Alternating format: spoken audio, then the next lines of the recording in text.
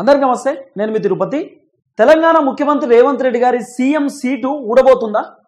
High command సీఎంని మార్చబోతుందనే చర్చ social మీడియాలో గట్టిగా ప్రచారం అవుతున్నది. చాలా మంది రాజకీయ విశ్లేషకులు, సీనియర్ జర్నలిస్టులు ఈ అంశంపైన మాట్లాడుతూ ముందుకు వస్తున్నారు. అలాగే కొన్ని యూట్యూబ్ ఛానళ్లలో ప్రధానంగా వస్తున్నటువంటి వార్త అయితే ముఖ్యమంత్రి రేవంత్ రెడ్డి పైన అనేకమైనటువంటి సర్వేలు వచ్చినాయి.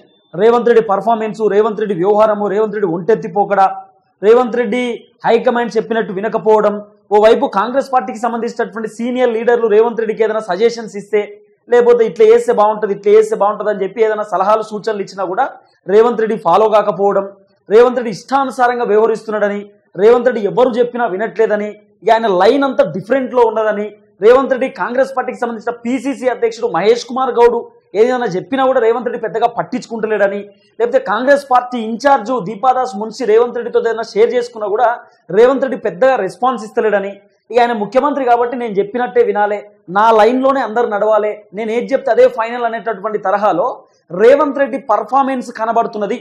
అంటే ఎవరు చెప్పినా కూడా రేవంత్ రెడ్డి వింటలేడు అనేది సోషల్ మీడియాలో నడుస్తున్నటువంటి భారీ చర్చ. అయితే కాంగ్రెస్లో కొన్ని గ్రూప్స్లలో కూడా కొంత వార్త సర్క్యులేట్ అవుతుందట. ఏది, ముఖ్యమంత్రి రేవంత్ రెడ్డిని మారుస్తే ఎట్లుంటుంది?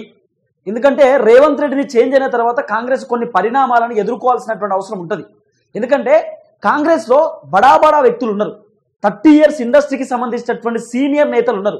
ఇప్పుడు ఉత్తమ్ కుమార్ రెడ్డి ఆయన చాలా కీలకమైనటువంటి వ్యక్తి, సీనియర్ లీడర్.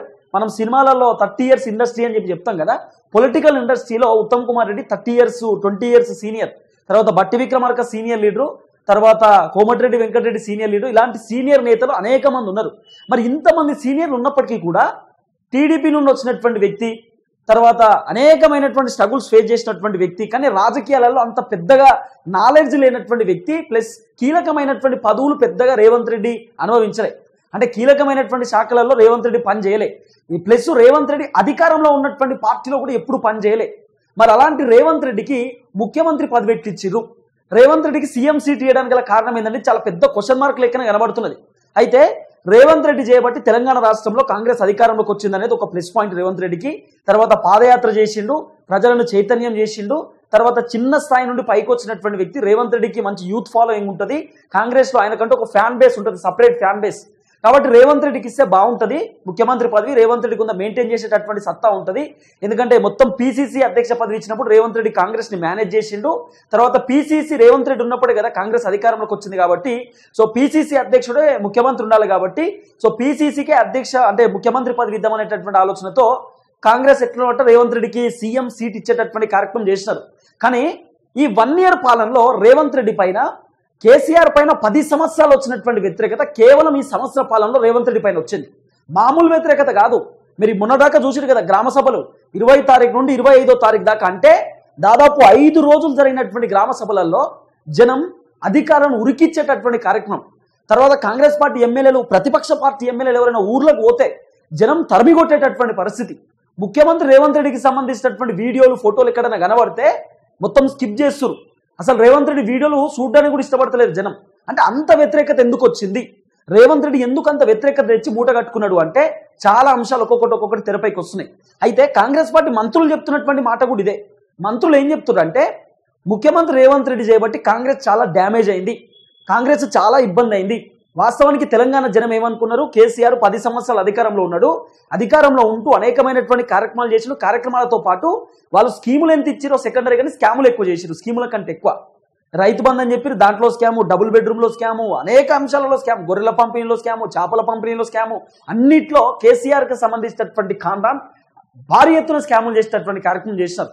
కేసీఆర్కు తెలియకుండా ఎమ్మెల్యేలు కూడా పెద్ద ఎత్తున కబ్జాలు పెట్టిరు, దందాలు చేసిరు. ఇక బీఆర్ఎస్ పార్టీ మాకు వద్దు, విసిగెత్తిపోయినాం, ఇక బీఆర్ఎస్ కాకుండా మళ్ళీ కాంగ్రెస్ అధికారంలోకి వస్తే బాగుంటుంది.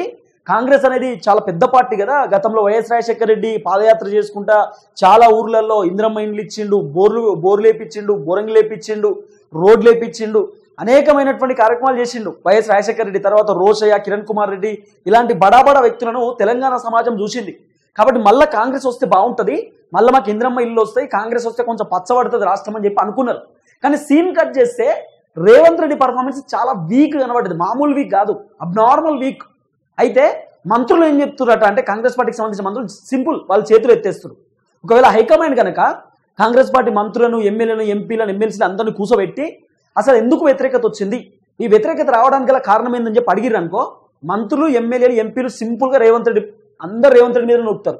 ఎందుకు రేవంత్ రెడ్డి మీద నూపుతారు అంటున్నా అంటే, రేవంత్ రెడ్డి చేసినటువంటి ఫస్ట్ తప్పిదం, ఆగస్టు 15వ తారీఖు మేము రైతు రుణమాఫీ చేస్తాం, అందరికీ చేస్తాం, 2 లక్షల కంటే కిందున్నటువంటి ప్రతి రైతుకు మేము రుణమాఫీ చేస్తామని చెప్పి ముఖ్యమంత్రి రేవంత్ రెడ్డి చెప్పినటువంటి మాట. ఏది ఆగస్టు 15వ తారీఖు లోపు. ఈ ఆగస్టు 15వ తారీఖు అని చెప్పి డేట్ డిక్లేర్ చేసింది కూడా ముఖ్యమంత్రి రేవంత్ రెడ్డి అన్నట. రేవంత్ రెడ్డి డేట్ డిక్లేర్ చేసినట్ట, రేవంత్ రెడ్డి షెడ్యూల్ ఫిక్స్ చేసిందట. దీంట్లో కాంగ్రెస్ పార్టీకి సంబంధించినటువంటి మంత్రుల పాత్ర లేదు, ఎమ్మెల్యేల పాత్ర లేదు, ఎమ్మెల్సీల పాత్ర లేదు, ఆఖరికి కాంగ్రెస్ పార్టీకి సంబంధించిన ఎమ్మెల్యేలు వాళ్ళు ఎంపీల పాత్ర ఎవ్వరు పాత్ర లేదు, మొత్తం రేవంత్ రెడ్డి పాత్రేనట. మరి రుణమాఫీ ఆగస్టు 15వ తారీఖు కల్లా మొత్తం కంప్లీట్ చేస్తా అని చెప్పినటువంటి రేవంత్ రెడ్డి ఈ రుణమాఫీ విషయంలో పెద్ద ఎత్తున ఫెయిల్ అయిపోయింది. రైతులందరూ రుణమాఫీ విషయంలో చాలా వ్యతిరేకిస్తున్నారు రేవంత్ రెడ్డిని, మామూలుగా తిడతలేరు. రేవంత్ రెడ్డి ఏం చెప్పిన ఆఖరికి 2 లక్షల కంటే పైన కూడా రుణమాఫీ చేస్తాం, ఒకవేళ మీకు 2,50,000 రూపాయలు ఉంటే 50,000 బ్యాంకులో కట్టుకొని 2 లక్షలు మేము మాఫీ చేస్తామని చెప్పింది. చాలా మంది రైతులు 50,000తో సహా ఇంకో 20,000 ఎక్స్ట్రా కట్టిరట. దేనికి? వడ్డీతో సహా బ్యాంకులో కడితే ఇంకా 2 లక్షల రూపాయల రుణమాఫీ కాలే. సరే, ఈ 2 లక్షల కంటే పైన రుణమాఫీ వేరే ముచ్చట పక్కన పెడితే 2 లక్షల కంటే కింద ఉన్నటువంటి రుణమాఫీలు ఏమైనా అయినాయంటే కాలేదు. కేవలం వీళ్ళు చేసినటువంటి మాఫీ అంతా 70 నుండి 65% మాత్రమే రుణమాఫీ చేసి, ఇంకా దాదాపు 30 నుండి 35% రుణమాఫీ చేయాల్సినటువంటి అవసరం ఉంటుంది. ఇప్పటిదాకా చేయలే. ఈ విషయంలో రైతాంగం పూర్తి స్థాయిలో రేవంత్ రెడ్డి పైన వ్యతిరేకంగా ఉన్నది. ఎందుకంటే చాలా మందికి దాదాపు 30-40% ఇంకా రుణమాఫీ కంప్లీట్ కాలే. కేవలం 60 నుండి 65% మాత్రమే రుణమాఫీ అయ్యింది. 40,000 తీసుకున్నటువంటి రైతు గాలే, 50,000 తీసుకున్నటువంటి రైతు గాలే. కలెక్టర్ ఆఫీస్లో పోతుర్రు వస్తురట, కానీ రుణమాఫీ అయితలేదు. ఆఖరికి బ్యాంక్ అధికారులు రైతుల ఇంటికి వచ్చి మరి తాళాలు వేస్తుర్రు, ఇంటికి తాళాలు వేస్తుర్రు, ఏమైందని చెప్తుర్రు, ఏం కథ అని చెప్తుర్రు. ఎక్కడ లోపం వచ్చిందంటే మన లిస్టులో పేరు రాలే, లేకపోతే మాకు ఏదో లోపం ఉన్నది, ఏదో జరిగిందనేది రైతులు చెప్తున్నటువంటి మాట. చాలాసార్లు తిరిగినాము, అయినా మాకు అయితలేదు, మాకు ఏం చేయాలో అర్థమైతలేదు అని చెప్పి రైతులు చెప్తున్నటువంటి మాట. దాదాపు 40% బాధితులు ఉన్న రైతులు, రుణమాఫీ కానటువంటి వాళ్ళు. అంతెందుకు కాంగ్రెస్ పార్టీ మంత్రి దామోదర్ రాజనరసింహన్ ఒప్పుకున్నాడు కదా, అవును మొత్తం చేయలేకపోయినాం, చేస్తామని చెప్పి. సరే, ఆగస్టు 15వ తారీఖు కాలే కదా, 3 విడతలు చెప్పిరు. 1,00,000 కంటే లోపు, 1,50,000 కంటే లోపు, 2 లక్షల కంటే లోపు 3 విడతలు చెప్పిరు. తర్వాత ఫోర్త్ విడత కూడా దాదాపు 3,500 కోట్ల రూపాయల సంథింగ్ ఏదో బడ్జెట్ కేటాయించారు. ఫోర్త్ విడతలో కూడా లిస్టులో దాదాపు 400 మంది కాకపోతే ఫోర్త్ విడతలో కూడా 400 మందిలలో కేవలం 55 మందికి 65 మంది పేర్లు మాత్రమే వచ్చినాయట. ఇక్కడ కూడా ఫెయిల్. అంటే రుణమాఫీకి సంబంధించినటువంటి వ్యవహారంలో ఓవరాల్ గా ముఖ్యమంత్రి రేవంత్ రెడ్డి ఫెయిల్ అయిపోయిండు. మొత్తం ఫెయిల్యూర్ కనబడ్డది ఇక్కడ. ఇది రేవంత్ రెడ్డి ఫస్ట్ ఫెయిల్యూర్ రుణమాఫీకి సంబంధించినటువంటి వ్యవహారంలో. ఇక సెకండ్, రేవంత్ రెడ్డి చేసినటువంటి అత్యంత తప్పిదం ఏంటి? హైడ్రా. రేవంత్ రెడ్డి చేసినటువంటి పెద్ద తప్పిదము హైడ్రా. ఈ హైడ్రాకి సంబంధించినటువంటి వ్యవహారంలో కూడా కాంగ్రెస్ పార్టీకి సంబంధించినటువంటి చాలా మంది సీనియర్ లీడర్లు, మంత్రులు చెప్పిరట, రేవంత్ రెడ్డి గారు ఈ హైడ్రా చేయబట్టి చాలా ఇబ్బంది అవుతుంది, మనకి రాబోతున్నటువంటి జిహెచ్ఎంసీ ఎలక్షన్స్ లో కూడా గట్టి దెబ్బ పడుతుంది, జనం మనకు ఓటేయరు, చాలా తిప్పల పడతామని చెప్తే రేవంత్ రెడ్డి సార్ ఎక్కడ కూడా వినకుండా ఈ రేవంత్ రెడ్డి చేసినటువంటి పెద్ద తప్పిదం ఏంటంటే, ఈయన ఏది హైడ్రాలో ఎఫ్టిఎల్, తర్వాత బఫర్ జోన్ అని చెప్పి 100 మీటర్లు అని చెప్పి 40 మీటర్లు అని చెప్పి 50 మీటర్లు అని చెప్పి కేవలం పేదవాళ్ళ ఇల్లులు మాత్రమే టార్గెట్ చేసి కూల్చేసేటటువంటి కార్యక్రమం చేసింది తప్ప, మెగా కృష్ణారెడ్డి, రేవంత్ రెడ్డి వాళ్ళ సొంత అన్న తిరుపతి రెడ్డికి సంబంధించినటువంటి ఇల్లు కూడా ఎఫ్టిఎల్లో ఉంది. వాళ్ళ ఇళ్ళ జోలికి పోలే. చాలా మంది కాంగ్రెస్ పార్టీకి సంబంధించిన బడా నేతల ఫామ్ హౌస్ ఉన్నాయి. Ponguleti Srinivasa Reddy farm house, Vivek Venkataswamy farm house, Patnam Narender Reddy farm house, ఇలాంటి కీలకమైనటువంటి వ్యక్తులు ఉన్నాయి ఫామ్ హౌస్. ఎక్కడ కూడా వాటి జోలికి పోలే. కేవలం పేదవాళ్ళ ఇల్లుల పైన పడ్డారు. మొన్న ఏదో బస్తీ ఏంటది, ఏం బస్తీ అది చెప్తాను, చింతల్ బస్తీ అని చెప్పి ఈడుంటది సెక్రటేరియట్ దగ్గర, ఖైరతాబాద్ కాన్స్టిట్యున్సీలో బంజారా హిల్స్ రోడ్ నెంబర్ అది కూడా చెప్తావు, బంజారా హిల్స్ రోడ్ నెంబర్ 12 దగ్గర సెక్రటేరియట్ ఓనికి తోవలేకపోతే ముఖ్యమంత్రి రేవంత్ రెడ్డి మొత్తం ఎక్కడికక్కడ కూల్చేసేటటువంటి కార్యక్రమాలు చేశారు. బస్తీ మొత్తం, ఆ బస్తీ ముందు ఉన్నటువంటి కొన్ని ఏది పాన్ డబ్బాలు, లేకపోతే ఫిష్ మార్కెట్, వెజిటేబుల్ మార్కెట్ మొత్తం కూలగొట్టిరు. రోడ్డు విస్తరణ వేస్తారట ఇప్పుడు మొత్తం. ఎందుకు? వీళ్ళు షార్ట్ కట్ లో పోవాలి కదా, సెక్రటేరియట్ కి ఏది కమాండ్ కంట్రోల్ రూమ్ కి షార్ట్ కట్ లో పోవాలి కదా. షార్ట్ కట్ కోసం ఉన్నటువంటి మొత్తం దుకాణాలన్నీ ఖాళీ చేయించింది రేవంత్ రెడ్డి. అంటే నేను షార్ట్ కట్స్ కథ గిట్లుంటది. ఇప్పుడు ఇంత వ్యతిరేకత వచ్చిన తర్వాత ఎవరు ఓటేస్తారు? హైడ్రా కూడా పెద్ద వ్యతిరేకత. కావాలని ఎక్కడ పడితే అక్కడ ఇల్లు కూల్చేసే కార్యక్రమం చేసి ఒక్కొక్క ఇల్లు 40 లక్షలు 50 లక్షల రూపాయలు, ఒక్కొక్కడు 30 లక్షలు 40 లక్షలు లోన్లు పెట్టుకున్నాడు. ఈ లోన్లు ఎవరు కట్టుకుంటారు? ఇప్పుడు ఈ లోన్లు కట్టుకోకుండా ఎంత ఇబ్బంది పడాలి వాళ్ళు. చాలా మంది సొంత ఇంటి కళ ఉంటుంది, ఎవరికన్నా ఉంటుంది కళ. ఊళ్ళకి వెళ్ళి వచ్చి ఇక్కడ హైడ్రా తెలుసో తెలియకుండా, ఎఫ్టీఎల్ ఎవరికి తెలుస్తుంది, బఫర్ ఎవరికి తెలుస్తుంది, తెలిసి తెలియక కట్టుకున్నారు. వాళ్ళు కట్టుకున్న తర్వాత వాళ్ళ కరెంట్ బిల్లు వచ్చింది, వాళ్ళకు ఆ ఇంటికి ఇంటి పన్ను వచ్చింది, అన్ని వచ్చినాయి, అన్ని పర్మిషన్స్ వచ్చినాయి. అన్ని పర్మిషన్స్ ఇచ్చిరు, జిహెచ్ఎంసీకి సంబంధించినటువంటి కమిషనర్ అన్ని ఇచ్చిరు. ఇచ్చిన తర్వాత వాటర్ బిల్లు కూడా వస్తున్నాయి, వాళ్ళకి అన్ని సప్లై ఉన్నాయి. వచ్చిన తర్వాత లేదు ఎఫ్టీఎల్ బఫర్ జోన్ అని చెప్పి నేలమట్టం చేసింది. మరి వాళ్ళు ఒక్కొక్క ఇంటి పైన 40 లక్షలు 50 లక్షలు లోన్ తీసుకున్నారు కదా, అది ఎవడు కడతాడు? ఇది కూడా పెద్ద వ్యతిరేకతనే కదా. ఇప్పుడు ఈ హైడ్రా వల్ల కూడా ముఖ్యమంత్రి రేవంత్ రెడ్డి పెద్ద ఎత్తున వ్యతిరేకత సాధించుకున్నాడు. ఒకటి హైడ్రా, ఒకటి రుణమాఫీ. తర్వాత ముఖ్యమంత్రి రేవంత్ రెడ్డి చేసినటువంటి చాలా తప్పిదాలు ఏంటంటే ఇక ఆయన విచ్చలు విడిగా ఏది పడతా చెప్పడం, ఏది మేము ప్రోటోకాల్ అవసరం లేదు, నాకు పబ్లిక్ని డిస్టర్బ్ చేయ, పబ్లిక్ని ఇబ్బంది పెట్టా అని చెప్పి మళ్ళీ ఆయన రోడ్డు పంట పోతుంటే ఎక్కడికక్కడ వెహికల్ ఆపేసేటటువంటి కార్యక్రమాలు చేసినారు. తర్వాత అనేకమైనటువంటి అబద్ధాలు, 1-2 అబద్ధాలు కాదు. ఇక్కడ నుండి ఏది మహారాష్ట్ర ఎలక్షన్స్లో పోయి మహారాష్ట్రలో 6 గ్యారెంటీలు పూర్తి చేసినాం, భూకంపం బద్దలైపోయిందని చెప్పి అక్కడ గప్పాలు కొట్టొచ్చిండు. తర్వాత హైదరాబాద్ చుట్టూ 3 సముద్రాలు ఉన్నాయని చెప్పి మాట్లాడడం. అంటే రేవంత్ రెడ్డి మాట్లాడితే ఆయనకే క్లారిటీ లేదు, అంటే ఇష్టానుసారంగా వ్యవహరిస్తున్నాడు. ఆయన ఏం చెప్తున్నాడో ఆయనకే అర్థమైతలేదు. అడ్డగోలుగా ఏది పడుతుంది డిసిషన్, ఇక ఆయన ఓన్ డిసిషన్స్. ఆయన మంత్రులను అడుగుడు ఉండదు, హైకమాండ్ అడుగుడు ఉండదు, ఎవరిని అడుగుడు ఉండదు. మీరు చూడు ముఖ్యమంత్రి రేవంత్ రెడ్డి దాదాపు ఢిల్లీకి 23 నుండి 24 సార్లు వెళ్ళు. దాదాపు ఈ 1 year లో ఒక్కసారైనా రాహుల్ గాంధీ ముఖ్యమంత్రి రేవంత్ రెడ్డికి అపాయింట్మెంట్ ఇచ్చిందా? ఒక్కసారైనా కలిసే ప్రయత్నం చేసిందా? కలవలే. ఇంకోటి ఏంటంటే రేవంత్ రెడ్డి 1 year పర్ఫార్మెన్స్ పైన దాదాపు హైకమాండ్ 2 సార్లు సర్వే చేసేటటువంటి ప్రయత్నం చేసినట్టు. 2 సార్లు 1 year లో. ఆ 2 సార్లు చేసినటువంటి సర్వే మొత్తం సునీల్ కనుగోలు అని చెప్పుకుంటాడు. మీకు అందరికీ తెలిసినటువంటి వ్యక్తి సునీల్ కనుగోలు. ఈయన కాంగ్రెస్ పార్టీకి సంబంధించినటువంటి స్ట్రాటజిస్ట్ సునీల్ కనుగోలు అని చెప్పి గతంలో అసెంబ్లీ ఎలక్షన్స్ లో కూడా ఎమ్మెల్యే టికెట్లు ఎవరికి ఇస్తే గెలుస్తారు, ఎంపీ టికెట్లు ఎవరికి ఇస్తే గెలుస్తారు అని చెప్పి మొత్తం సర్వే చేసింది సునీల్ కనుగోలే. ఈ సునీల్ కనుగోలు ఈయన హైకమాండ్కి ఎక్కువ పనిచేస్తూ ఉంటాడు. సో హైకమాండ్ మొత్తం కూడా సునీల్ కనుగోలుతో సర్వే చేపిస్తే రేవంత్ రెడ్డి ఫెయిల్. పిసిసి అధ్యక్షుడు మహేష్ కుమార్ గౌడ్ కూడా సర్వే చేపిస్తే రేవంత్ రెడ్డి ఫెయిల్. తర్వాత రేవంత్ రెడ్డి సొంత సర్వే చేయించిండు 64 మంది ఎమ్మెల్యేల పైన. దీంట్లో దగ్గర 30 మంది ఎమ్మెల్యేలు మొత్తం నెగిటివ్, ఫెయిల్. 30 మంది ఎమ్మెల్యేలు ఫెయిల్. మరి ఎమ్మెల్యేలు ఫెయిల్ అయినటువంటి పాత్రలో కూడా రేవంత్ రెడ్డి పాత్ర వస్తుంది కదా. ముఖ్యమంత్రి చక్కగా ఉంటే ఎమ్మెల్యేలు ఎందుకు ఫెయిల్ అవుతారు? ముఖ్యమంత్రి ఎమ్మెల్యేలను టార్చర్ పెడుతూ పని చేయి ఊకే పొడుస్తూ ఉంటే పని చేస్తారు. నువ్వేం పొడవకపోతే వాళ్ళని పట్టించుకోకపోతే గాళ్ళు ఏం చేస్తారు? అక్కడ ఫెయిల్. తర్వాత రేవంత్ రెడ్డి అప్పులు ముట్టియడంలో పెద్ద సక్సెస్ అయింది. ఈ అప్పుల విషయంలో కూడా రేవంత్ రెడ్డి పెద్ద ఎత్తున ఫెయిల్ అయింది. మొన్న జరిగినటువంటి అసెంబ్లీలో బట్టి విక్రమార్క చెప్పిండు కదా, దాదాపు 1,40,000 కోట్ల రూపాయలు అప్పు చేసిండు రేవంత్ రెడ్డి కేవలం 1 year పాలనలో. 1 year కూడా కాదు, 11 months లోనే 11 నెలల్లో 1,40,000 కోట్లు. ఇప్పుడు పబ్లిక్ అడుగుతున్న ప్రశ్న ఏంది రేవంత్ రెడ్డికి? ఈ 1,40,000 కోట్ల రూపాయలలో ఏది స్కూళ్ళు కట్టించినవా, విద్య కోసం ఖర్చు పెట్టినవా, వైద్యం కోసం ఖర్చు పెట్టినవా, లేకపోతే స్కూళ్ళ కాలేజీలు కట్టించినవా, రోడ్లు వేయించినవా, ఇందిరమ్మ ఇల్లులు కట్టించినవా, లేకపోతే ఏం చేసినావని? ఏమైనా ఉద్యోగాలు ఇచ్చి ఉద్యోగాలకు ఏమైనా పెంపు చేసినవా, కొత్తగా ఏమైనా కన్స్ట్రక్షన్స్ చేయించినవా? ఎక్కడ కూడా ఒక ఇటుకేసినటువంటి దాఖలాలు లేవు. మరి 1,40,000 కోట్ల రూపాయలు అప్పెట్లయింది? ఏం చేసిరు? రేవంత్ రెడ్డి విచ్చలు విడిగా వృధా ఖర్చు చేసింది అనేది వినబడుతున్నటువంటి చర్చ. మొన్న జరిగినటువంటి 1 year పాలన సర్వే, 1 year పాలన ఏదో ప్రోగ్రాంలో కదా తమన్ని పిలిపించిండు, సినిమా వాళ్ళని పిలిపించి పాటలు పాడిపించుడు, ఊ అంటావా అది ఇది ఎట్లా పడితే అట్లా పాటలు పాడిపించే కార్యక్రమం చేసి వాళ్ళందరికీ రెమ్యునరేషన్ ఇవ్వకుండా ఉత్తైన వస్తావా? టైంపాస్కి పైసలు ఇవ్వాలి కదా, అక్కడ వృధా ఖర్చు. ఈ మంత్రులు హెలికాప్టర్లలో తిరుగుతారు. ఈడికెళ్ళి హైదరాబాద్ నుండి భువనగిరి పోవాలంటే 5 లక్షల రూపాయలు గంటకు హెలికాప్టర్. వీళ్ళు కార్లో పోవచ్చు మంచిగా, 2,000 3,000 డీజిల్ కొట్టితే పొయ్యి మళ్ళీ సెక్రటేరియట్కి వస్తారు ఒక కారు.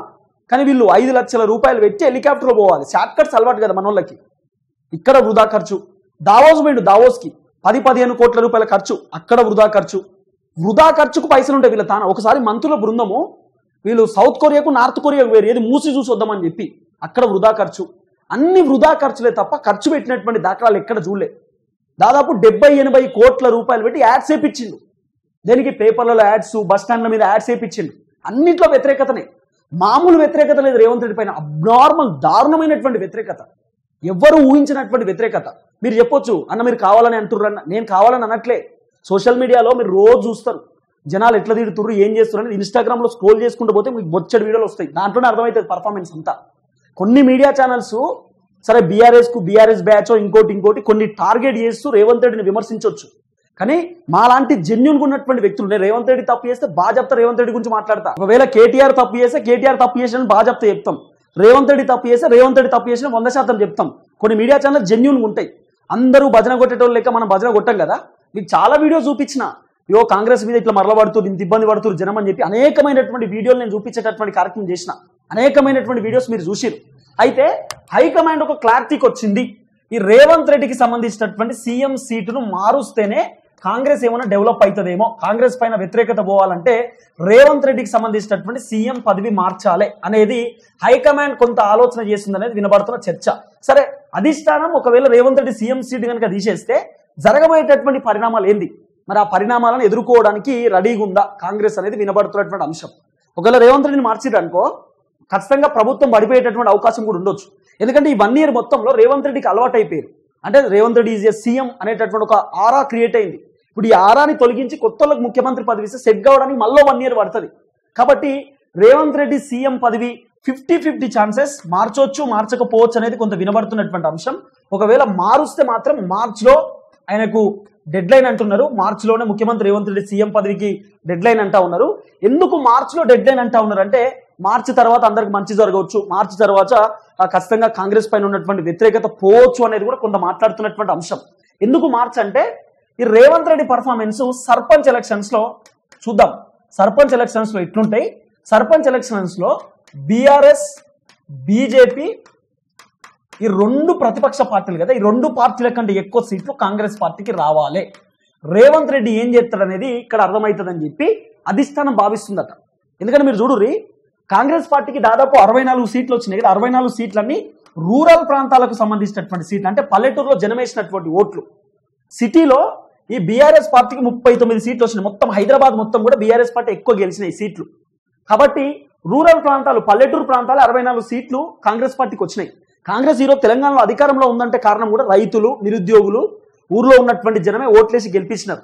కాబట్టి ఇప్పుడు రేవంత్ రెడ్డి పైన ఎంత వ్యతిరేకత ఉన్నది, రేవంత్ రెడ్డి పైన ఎంత పాజిటివ్గా ఉన్నారు, ఈ ప్రభుత్వం పైన ఎంత పాజిటివ్గా ఉన్నారు జనం అర్థం కావాలంటే హైకమాండ్కి సర్పంచ్ ఎలక్షన్స్. ఎందుకంటే సర్పంచ్ ఎలక్షన్స్ మొత్తం కూడా గ్రామ పంచాయతీకి సంబంధించి అంటే ఊర్లో ఉన్నటువంటి జనం వేయాల్సినటువంటి ఓట్లు. కాబట్టి సర్పంచ్ ఎలక్షన్స్ లో కాంగ్రెస్కి ఎక్కువ సీట్లు వస్తాయా, బీఆర్ఎస్కి ఎక్కువ సీట్లు వస్తాయా, బీజేపీకి ఎక్కువ సీట్లు వస్తాయా? అన్నిటికంటే బీఆర్ఎస్ బీజేపీ కంటే ఎక్కువ సీట్లు కాంగ్రెస్కి వస్తే రేవంత్ రెడ్డి సీఎం పదవి కాన్స్టెంట్గా ఉంటుంది, ఎవరు టచ్ చేయరు రేవంత్ రెడ్డిని. ఒకవేళ కాంగ్రెస్ కంటే ఎక్కువ సీట్లు బీఆర్ఎస్కు బీజేపీకి వచ్చినాయి అనుకో, ఇక్కడ వ్యతిరేకత అర్థమైపోతుంది, ఇక రేవంత్ రెడ్డిని దించాల్సిందే, ఇక అవసరం లేదు. ఎందుకంటే not only sarpanch elections, next జిహెచ్ఎంసీకి సంబంధించినటువంటి ఎలక్షన్స్ ఉన్నాయి. మరి జిహెచ్ఎంసీ ఎలక్షన్స్ లో ముఖ్యమంత్రి రేవంత్ రెడ్డి పేరు చూస్తే ఎవరు ఓటేయరు. ఎందుకంటే ఆయన చేసినటువంటి హైడ్రా పెంట అట్లాంటిది. హైడ్రా మొత్తం ఇక్కడే కదా, మొత్తం హైదరాబాద్ చుట్టూలోనే కదా మొత్తం కూల్చేసింది. మరి జిహెచ్ఎంసీలో కార్పొరేటర్లు గెలవాలంటే ఆ జిహెచ్ఎంసీ పరిధిలోనే మొత్తం పూర్తి స్థాయిలో వాళ్ళు ప్రచారం చేయాలి. వీళ్ళేమో హైడ్రా తీసుకొచ్చి మొత్తం ఆగమాగం చేసిరు. ఇప్పుడు రేవంత్ రెడ్డి పైన ఉన్నటువంటి కోపం ఓట్ల దాకా పోదు కదా, ఓట్లు లేరు కదా. కాబట్టి జిహెచ్ఎంసీలో కూడా దెబ్బ పడవచ్చు.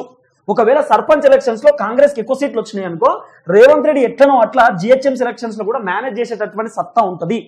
రేవంత్ రెడ్డి ఎట్లనో అట్లా జిహెచ్ఎంసీ లో కింద వాడి మీద వాడి ఎట్నో సీట్లు తేవచ్చు, ఒక స్ట్రాటజీని ఉపయోగించవచ్చు, స్ట్రాటజీని ఉపయోగిద్దామనేటటువంటి ఆలోచనలు కూడా ఉన్నారట.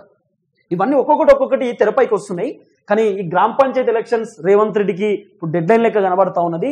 ఎక్కువ సీట్లు వస్తుంటాడు, తక్కువ సీట్లు వస్తే వ్యతిరేకత అర్థమైపోతుంది. ఇప్పుడు మీరు చూడుర్రి, ఎవరైనా కూడా ఒక సర్పంచ్ని జనం గెలిపియాలంటే ఆ సర్పంచ్ ఊళ్ళో మంచి పని చేస్తేనే గెలుస్తారు కదా. మరి ముఖ్యమంత్రి రేవంత్ రెడ్డి తెలంగాణ రాష్ట్రానికి సీఎం, మరి సీఎం మంచి పని చేస్తేనే కదా జనం లోటేసేది, ఉత్తగానే చేస్తారా? కాంగ్రెస్ అంటే రేవంత్, రేవంత్ అంటే కాంగ్రెస్ అనేటటువంటి ఒక ముద్ర పడిపోయింది. ఇప్పుడు కాంగ్రెస్కి జనం ఓట్లు వేయాలంటే రేవంత్ రెడ్డి మంచి పనులు చేయాలి. మంచి పనులు చేయకపోతే ఖచ్చితంగా ఫెయిల్ అవుతాడు. ఇంకోటి ఏంటంటే ఇప్పుడు రేవంత్ రెడ్డికి 2 పాజిటివ్ పాయింట్స్ 2 నెగిటివ్ పాయింట్స్ కూడా ఉన్నాయి. ఇప్పుడు ఏం చేస్తుంది రేవంత్ రెడ్డి? రైతు బంధు ఇప్పుడు ఎలక్షన్స్ కంటే ముందు, ఇప్పుడు ఫిబ్రవరిలో మనకి ఫిబ్రవరి ఎండింగ్ లో మనకి మాక్సిమం సర్పంచ్ ఎలక్షన్ జరిగేటటువంటి అవకాశం ఉన్నాయి. రైతు బంధు ఈ టైంలో ఎందుకు వేస్తుందంటే రైతులు అనుకోవాలి కదా, అబ్బా రేవంత్ రెడ్డి మాకు రైతు బంధు వేసిండి, ఇక రేవంత్ కే ఓట్లు గుద్దాలని చెప్పి జనం డిసైడ్ కావాలి కదా. అంటే ఓట్ల కోసమే రేవంత్ రెడ్డి ఏదో డ్రామా ఆడుతున్నాడు. రైతు బంధు ఇప్పుడు ఈ జనవరిలో వేయడానికి కారణం కూడా రేవంత్ రెడ్డి రైతు బంధు కోసం, అంటే ఓట్ల కోసమే అనేది వినబడుతున్న చర్చ. పబ్లిక్ మైండ్ చేంజ్ చేసుకొని ఇప్పటికన్నా రేవంత్ రెడ్డి మాకు రైతు బంధు వేసిండు, సంవత్సరం అయింది, సంవత్సరం తర్వాత రేవంత్ రెడ్డి కొంత సెటరేట్ చేసుకున్నాడు, ఇప్పుడు ఓకే అని చెప్పి అనుకోవాలి కదా జనం. దానికి కొంత వినబడుతున్నటువంటి అంశం. ఇంకోటి ఏంటి, ఇందిరమ్మ ఇండ్లకు సంబంధించినటువంటి వ్యవహారంలో కూడా రేవంత్ రెడ్డి పైన కొంత వ్యతిరేకత వస్తున్నది. గుంట భూమి లేని వాళ్ళకి ఇందిరమ్మ ఇల్లు ఇస్తలేరు, 5 ఎకరాలు 10 ఎకరాలు ఉన్న వాళ్ళకి మాత్రమే ఇల్లు ఇస్తారు అనేది కూడా కొంత వినబడుతున్నటువంటి చర్చ. ఇక్కడ వ్యతిరేకత ఉన్నది, పాజిటివ్స్ ఉన్నాయి, నెగిటివ్స్ కూడా ఉన్నాయి. తర్వాత రైతు భరోసాలు కూడా పాజిటివ్స్ ఉంటాయి, నెగిటివ్స్ కూడా ఉంటాయి. తర్వాత రేషన్ కార్డుకు సంబంధించినటువంటి పంచాయతీ, ఈ రేషన్ కార్డుకు సంబంధించినటువంటి వ్యవహారంలో కూడా 50-50 పాజిటివ్ నెగిటివ్స్ 2 ఉంటాయి. కొంతమందికి వచ్చిందని, కొంతమందికి రాలేదని, కావాలని మాకు ఇయ్యలేదని చెప్పి కొంతమంది మాట్లాడుతారు. ఇవి కూడా పాజిటివ్స్ నెగిటివ్స్. తర్వాత 6,000 రూపాయల చొప్పున మేము రైతు కూలీలకు ఇస్తామని చెప్పి ఒక పెద్ద చర్చ. ఇక్కడ కూడా రేవంత్ రెడ్డికి 50-50 ఛాన్సెస్ పాజిటివ్ నెగిటివ్స్ కూడా ఉండొచ్చు. సో ఓవరాల్గా చూసుకుంటే రేవంత్ రెడ్డి పైన కొంత వ్యతిరేకత ఉన్నది. ఇది మీరు మాట్లాడినా నేను మాట్లాడినా ఎవరు మాట్లాడినా మీ అందరికి తెలిసినటువంటి ముచ్చట, నేను కొత్తగా చెప్పాల్సిన అవసరం లేదు. కానీ హైకమాండ్ మాత్రం కాంగ్రెస్ కొత్త ముఖ్యమంత్రి, కాంగ్రెస్ కొత్త సీఎంని పెడదామనేటటువంటి ఆలోచనలో ఉన్నారు. మార్చికి డెడ్ లైన్ పడుతున్నది. సో మార్చి వరకు ఆలోచన చేయొచ్చు. సర్పంచ్ ఎలక్షన్స్ అయిపోయిన తర్వాత ఏదైనా డిసిషన్స్ తీసుకోవచ్చు కాంగ్రెస్ అనేది కొంత వినబడుతున్నటువంటి చర్చ. మరి రేవంత్ రెడ్డి మారుస్తే పరిణామాలు ఏంది, రేవంత్ రెడ్డి ఉంచుదామా తీసేద్దామా అనేటటువంటి డిసిషన్స్ లో కూడా కాంగ్రెస్ హైకమాండ్ మునిగిపోయింది అనేది కొంత వినబడుతున్నటువంటి వ్యవహారం. చూద్దాం ఏం జరగబోతుందో.